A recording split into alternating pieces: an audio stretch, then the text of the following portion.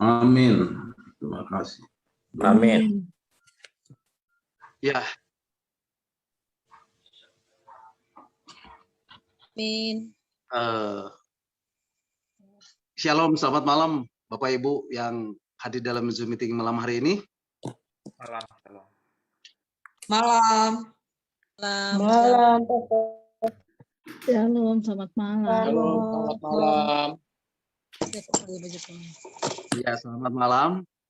Dan juga teman-teman yang sedang mendengarkan dan mengikutinya lewat live streaming melalui Facebook. Selamat malam. Nah, saudara,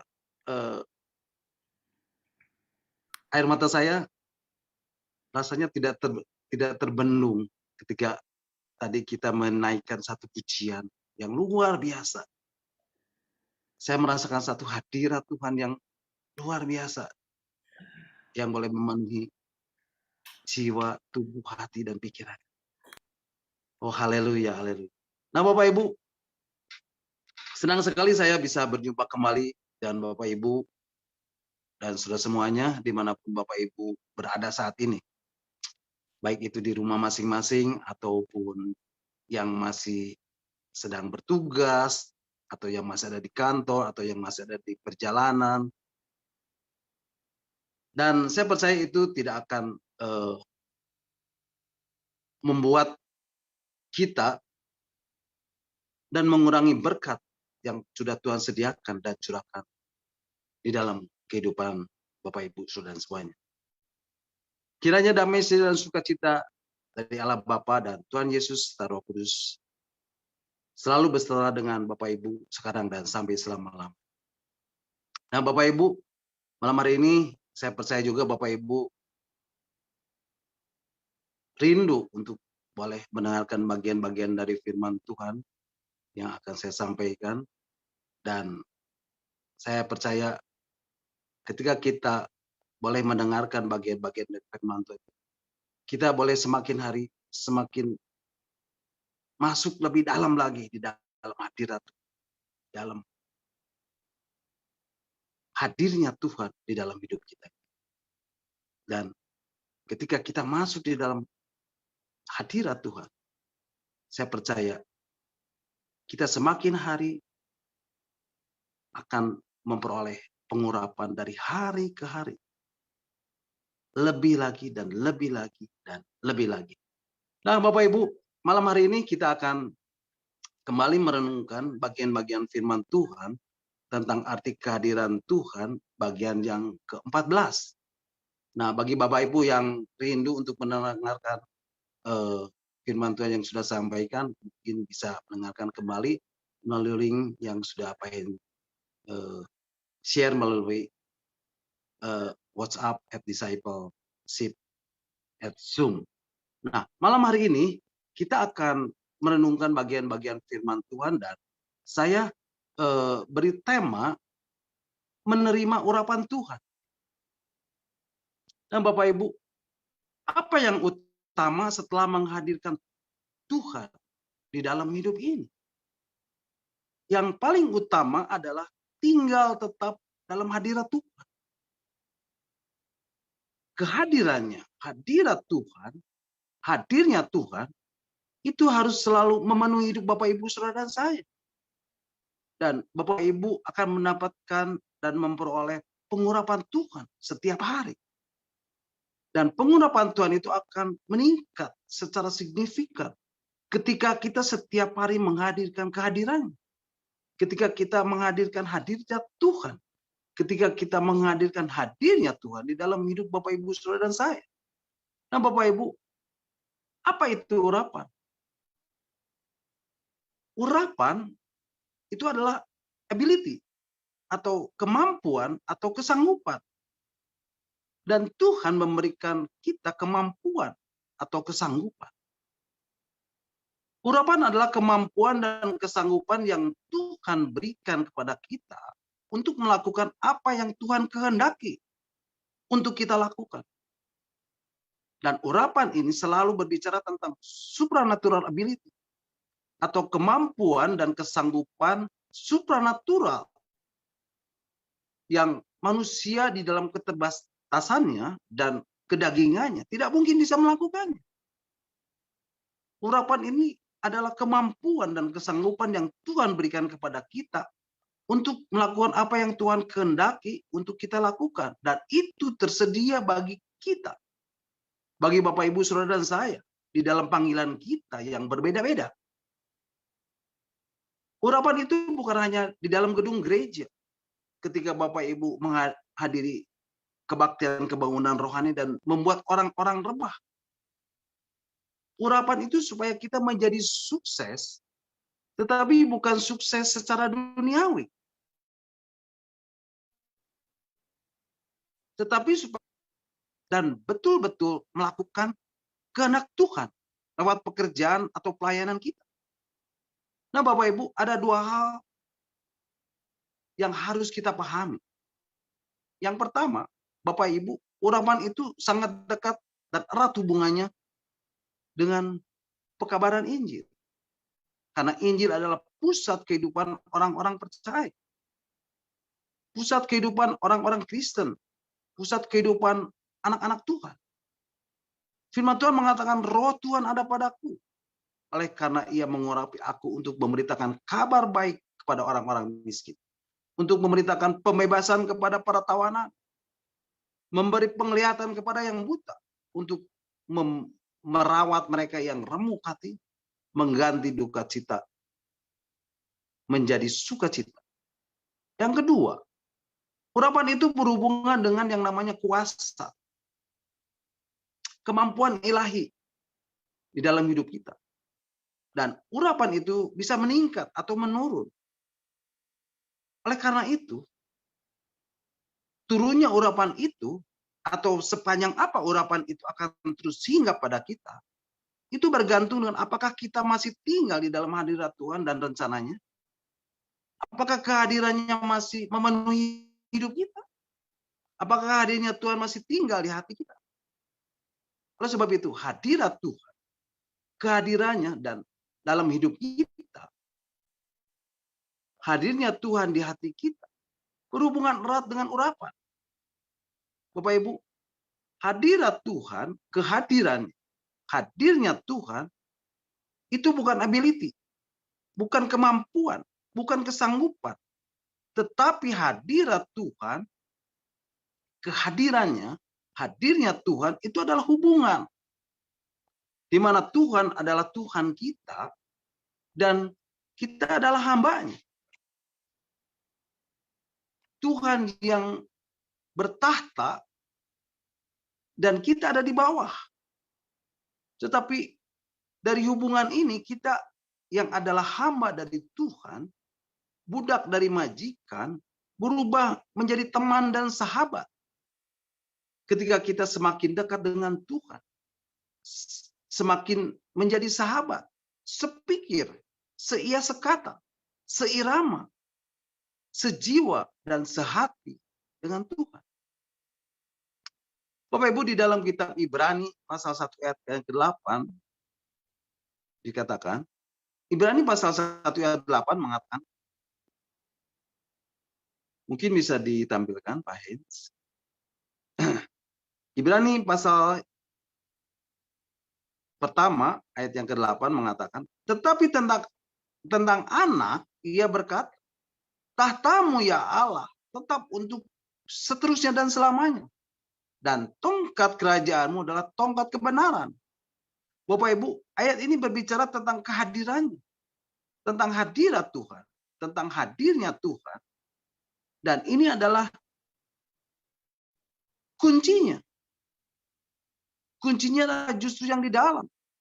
Inilah sebabnya banyak orang dipakai Tuhan. Tetapi tidak semua selamanya bisa dipakai oleh Tuhan.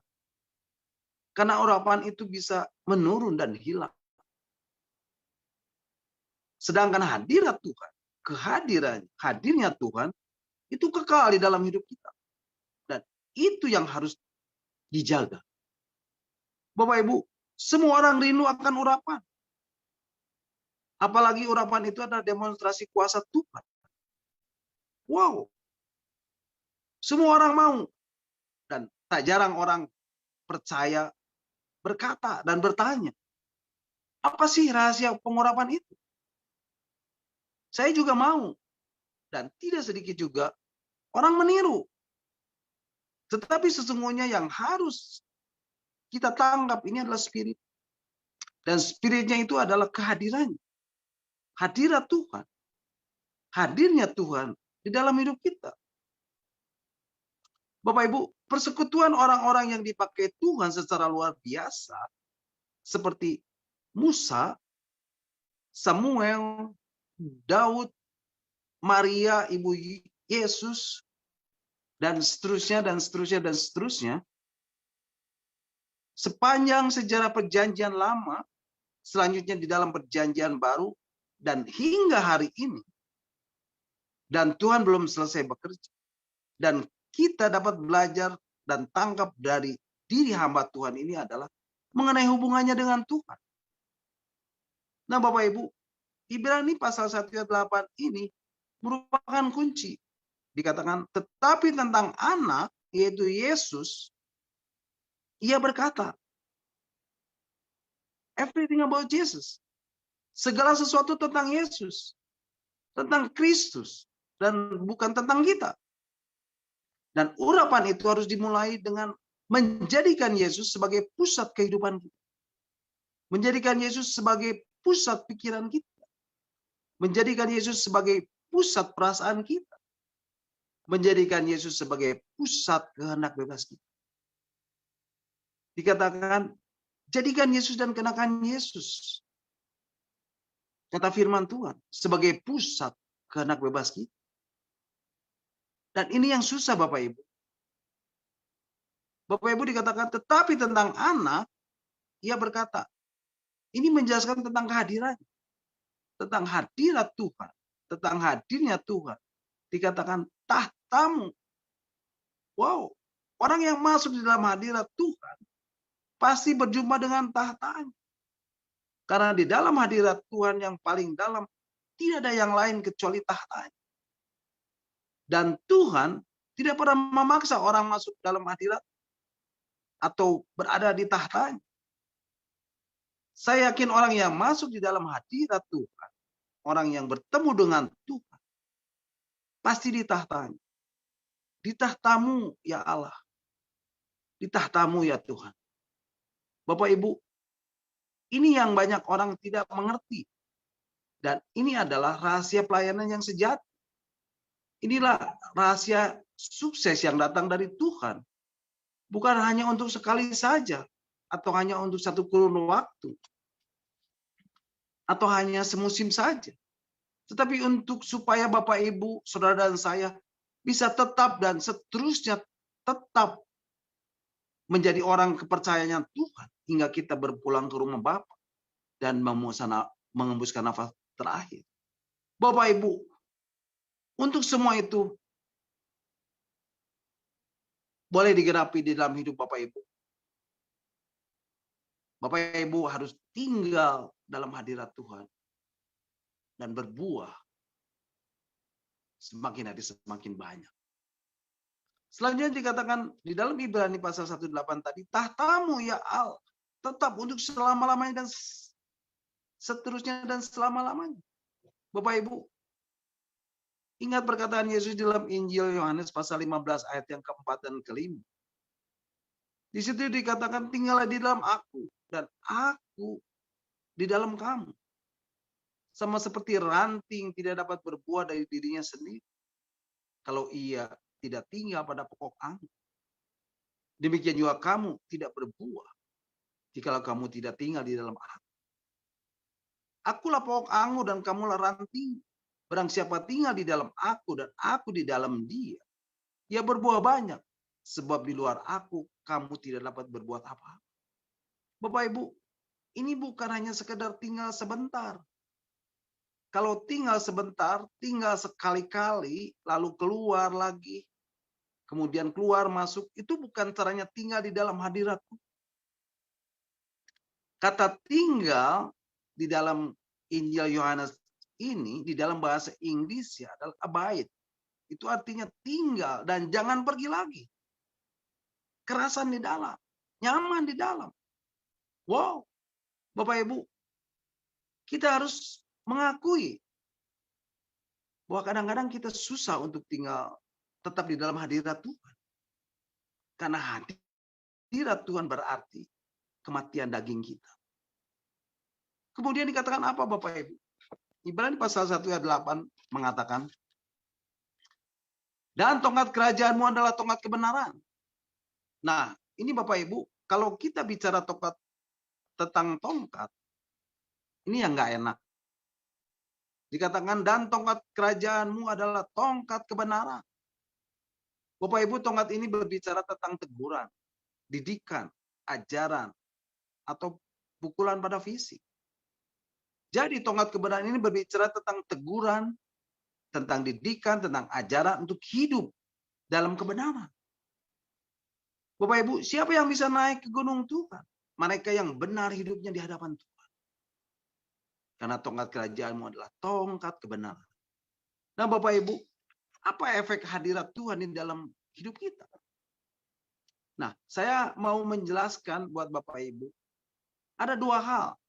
Yang satu, mengenai menerima urapan.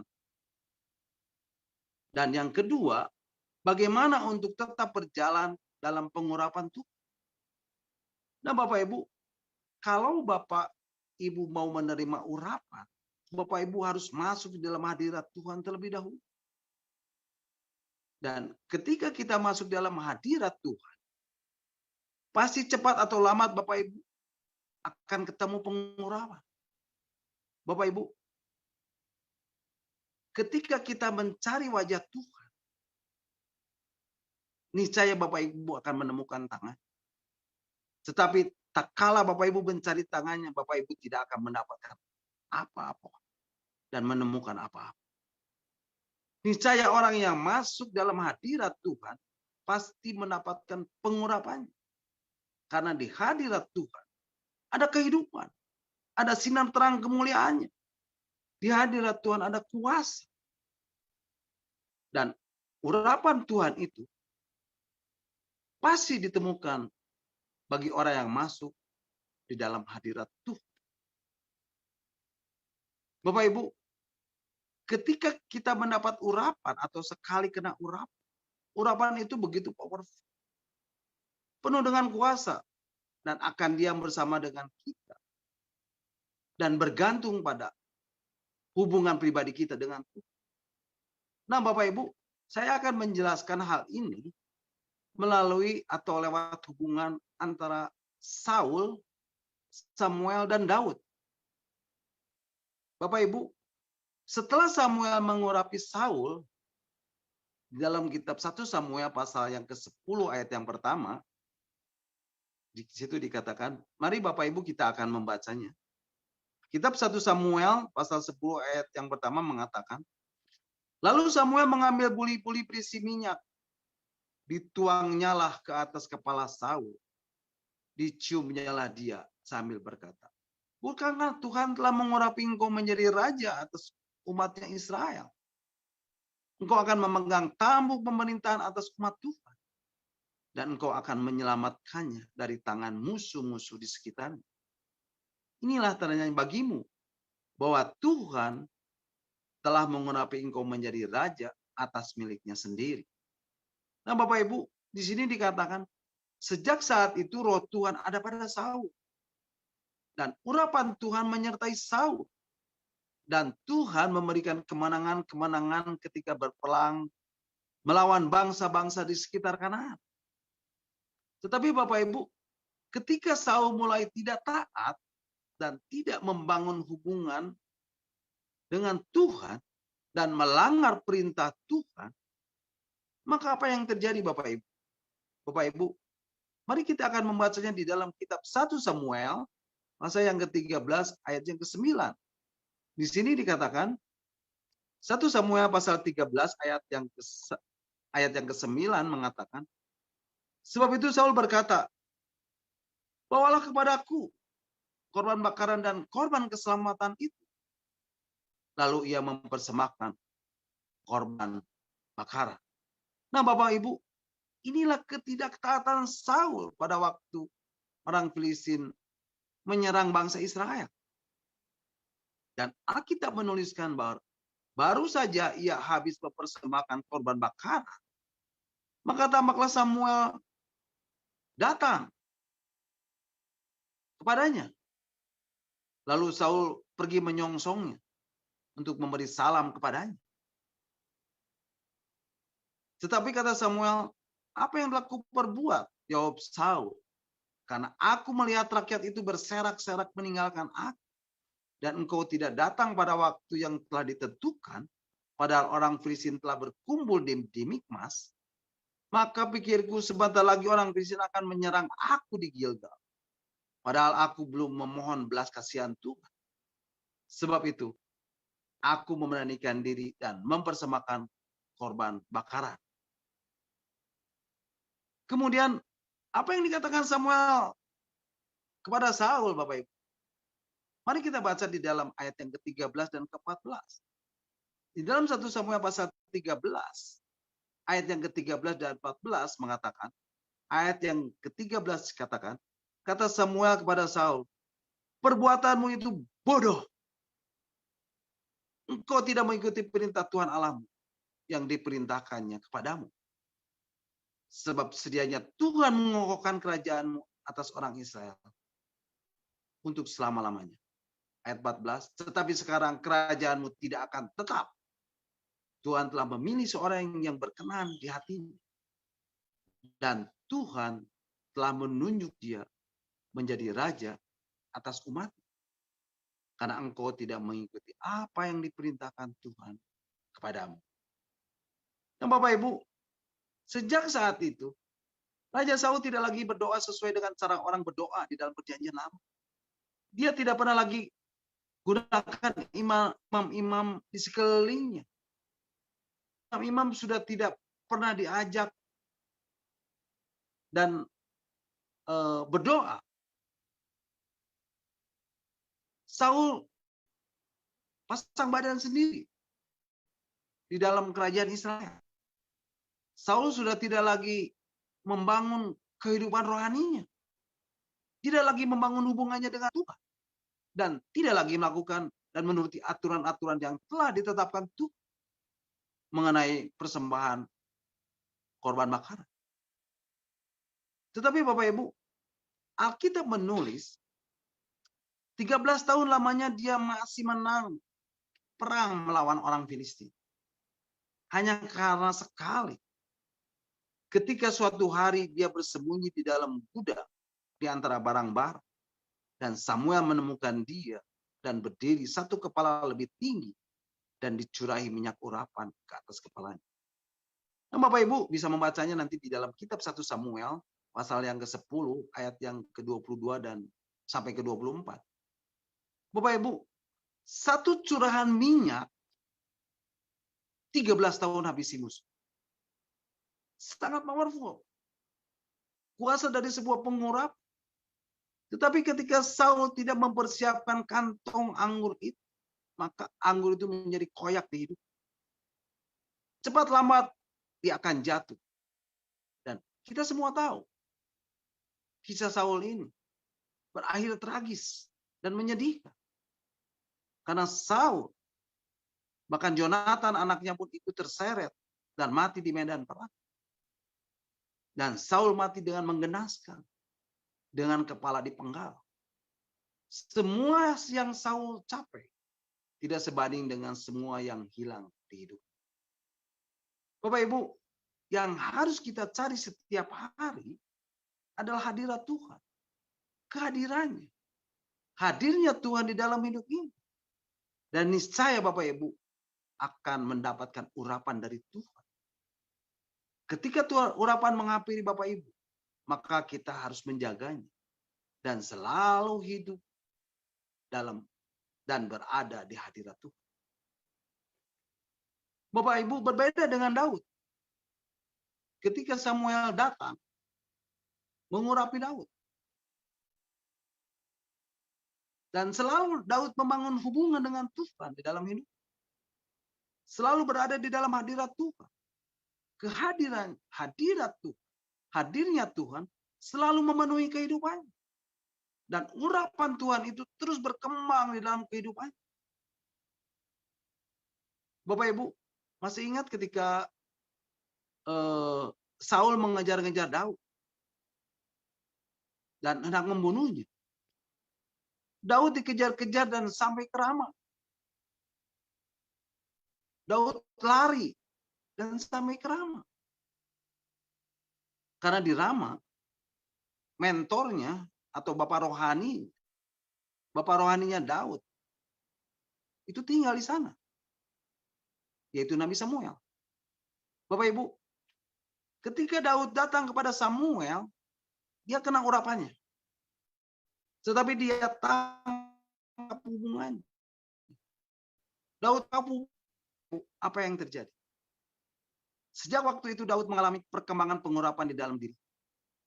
Daud itu menerima pengurapan dari Samuel dan terus berkembang di dalam dirinya. Pada diri Daud, pengurapan itu berkembang terus. Pengurapan itu berkembang dengan luar biasa, menjadi indah dan sempurna. Bapak Ibu tahu tidak? Samuel itu adalah seorang hakim, seorang imam, dan seorang nabi. Dan hanya dia satu-satunya yang memiliki 3 orang. Dia punya baju besi sebagai hakim.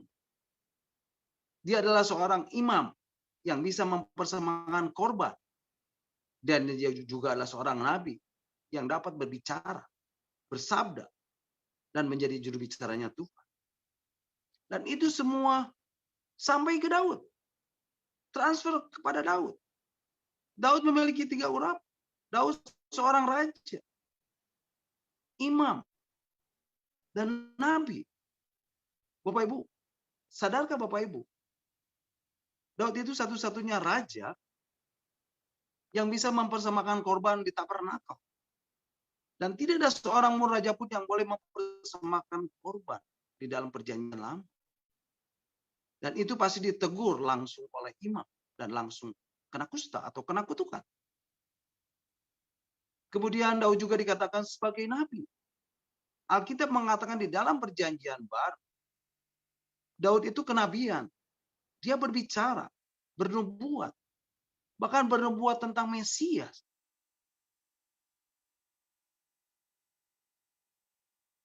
Itu datang dari keturunan. Dia nabi. Dan Daud juga raja.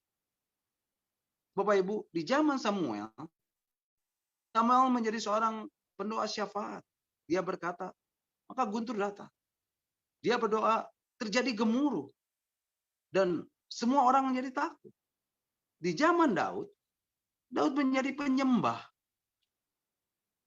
Bapak Ibu, sejak kecil tak satu pun firman yang datang pada Samuel yang gugur ke tanah. Dan lewat mulutnya semua firman digenapi di bangsa Israel. Sampai kepada Daud. Dan urapan itu transfer. Ketika urapan itu turun atas Daud. Daud pun berapi-api. Dia bahkan menari-nari untuk Tuhan. Ini luar biasa sekali. Ketika urapan ada pada Daud. Hidupnya dipakai untuk memuliakan Tuhan. Daud memiliki fondasi yang kuat. Dan Daud memiliki hubungan dengan Tuhan yang baik. Daud memiliki keintiman dengan Tuhan. Dan selalu ada di dalam hadirat Tuhan. Kehadiran, hadirat Tuhan, hadirnya Tuhan. Itulah yang selalu Daud rindukan dalam hidupnya. Dan urapan itu berkembang dan meningkat. Lebih lagi, dan lebih lagi di dalam hidup. Bapak Ibu, itulah sebabnya kenapa kita harus membangun hubungan pribadi dengan Tuhan. Dan selalu menghadirkan hadirat Tuhan di dalam hidup. Karena kehadiran, hadirat Tuhan, hadirnya Tuhan mendatangkan urapan di dalam hidup. Dan kita akan diurapi, dan diurapi. Lagi, dan lagi. Nah Bapak Ibu, apakah urapan itu bisa meningkat dan berkembang di dalam hidup kita? Bapak Ibu, kita akan lanjutkan pembahasan ini di minggu depan. Dan mungkin renungannya cukup sampai di sini dulu. Nanti kita akan lanjutkan minggu depan. Sampai di sini renungan kita malam ini. Amin. God bless you all. Nah, silakan Bapak Ibu, kalau ada yang mau menambahkan atau yang mau bertanya, nanti Pak Hens yang akan menjawabnya.